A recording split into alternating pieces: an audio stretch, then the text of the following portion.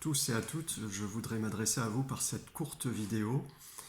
Après 15 jours de confinement depuis le début mars pour certains d'entre vous et même pour d'autres, je pense notamment aux établissements qui sont dans l'Oise, à plus de 3 semaines maintenant de confinement.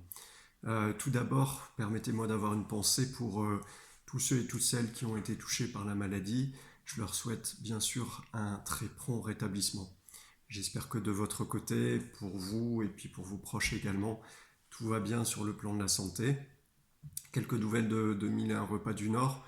En ce qui nous concerne, nous n'avons pas à déplorer ni malades, ni grosses difficultés chez aucun de nos salariés dans l'entreprise.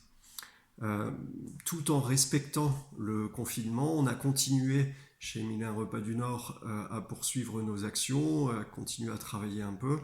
Comme je vous l'avais dit dans un précédent mail, on a récolté plus de 4 400 € de denrées alimentaires qu'on a distribuées à différents acteurs et différentes associations humanitaires pour éviter de gaspiller les denrées qui sinon auraient été périmées. Et on a poursuivi, on a été sollicité pour donner et fournir des surblouses, pour fournir des charlottes, pour fournir des surchaussures. Comme on en a un petit peu dans notre activité, qu'on en avait en stock, on les a gentiment et généreusement données. Je pense notamment aux charlottes qu'on a données aux pompiers de la ville de Haine.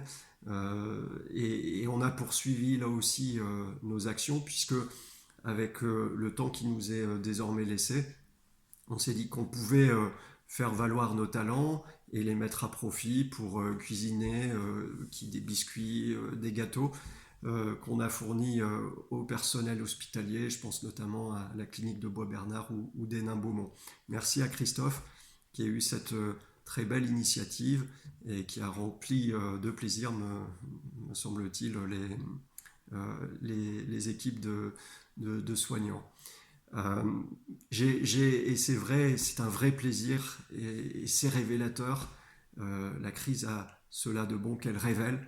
Elle révèle une équipe formidable qui, avec de l'agilité, avec de l'adaptabilité, avec le sens de ne pas gaspiller, et puis aussi avec de la générosité, a fait des choses tout à fait formidables. Alors, au-delà des équipes, c'est vous aussi, vous clients, qui êtes formidables et que je voudrais remercier. Parce que vous avez été nombreux à répondre aux sollicitations que je vous ai faites, et la quasi-totalité d'entre vous a accepté de se voir facturer un mois de mars comme un mois normal, entre guillemets, en acceptant que l'ensemble des frais qui ont été engagés par Mille et un repas du Nord, je pense notamment au salaire de nos salariés, puissent faire l'objet d'une facturation. Merci infiniment, parce que sans vous, il aurait été difficile de ne pas recourir à l'emprunt, et grâce à vous, il a été possible de le faire. Évidemment, c'est un grand merci, mais c'est aussi pour moi l'occasion de vous dire que quand cette crise sera terminée, quand cette catastrophe aura connu sa fin, nous aurons à cœur, toute l'équipe de Mille et un repas du Nord, de vous servir toujours mieux, toujours plus, compte tenu de ce que vous avez fait. Alors comment on envisage la suite? Quelle va être la suite donnée à cette catastrophe du Covid-19? Grâce à vous, on a passé la première vague du mois de mars. On s'attend à avoir encore 2 mois très difficiles, celui du mois d'avril et du mois de mai, où on risque d'avoir une activité très très faible. Mais pour vous aussi, les difficultés sont nombreuses, parce que évidemment il va vous falloir assumer dans la durée la continuité de l'activité, et notamment la continuité pédagogique pour les établissements scolaires, pour les EHPAD et les foyers résidences. Et il va falloir assurer la poursuite du confinement avec tout ce que ça veut dire par rapport à vos résidents. Pour les écoles, il y a un certain nombre de portes ouvertes qui n'ont pas pu avoir lieu, ce qui veut dire aussi peut-être la difficulté à recruter des élèves pour l'année prochaine. Bref, les difficultés, elles sont nombreuses. Nous aussi, de notre côté, on en a identifié. On pense notamment au retour à l'activité à la fin du confinement ou des difficultés logistiques en approvisionnement de denrées risquent de survenir. Et puis, évidemment, comment vont fonctionner nos restaurants, sans doute de manière chaotique en termes de fréquentation, au moins dans ses débuts.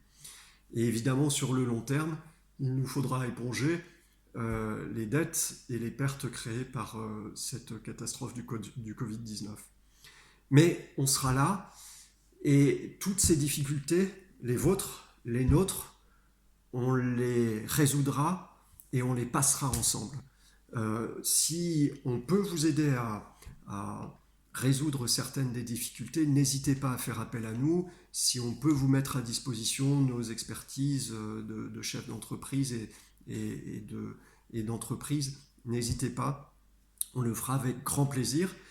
À nous, de toute façon, ensemble, d'inventer la restauration de post-crise, de post-catastrophe, qui sera nécessairement une restauration un peu différente, un peu adaptée en fonction des réalités que vous connaîtrez, que nous, on connaîtra. Et c'est ensemble qu'on arrivera à trouver les meilleures solutions, à trouver les meilleurs leviers qui nous permettront de poursuivre l'activité dans une vocation qui est la nôtre, dans une ambition qui est la vôtre, de faire une restauration de qualité, une restauration qu'on appelle la gastronomie collective. Ça fait partie de notre ADN, ça fait partie de votre souhait et on veut continuer à le faire, mais dans un contexte qui sera nécessairement différent. À nous d'inventer tout ça. Je vous appellerai durant la semaine de Pâques pour vous en faire part, pour en discuter avec vous. On est certes loin des yeux, mais sans doute tout près du cœur. Merci à vous tous. À très bientôt. Belle semaine de Pâques à vous.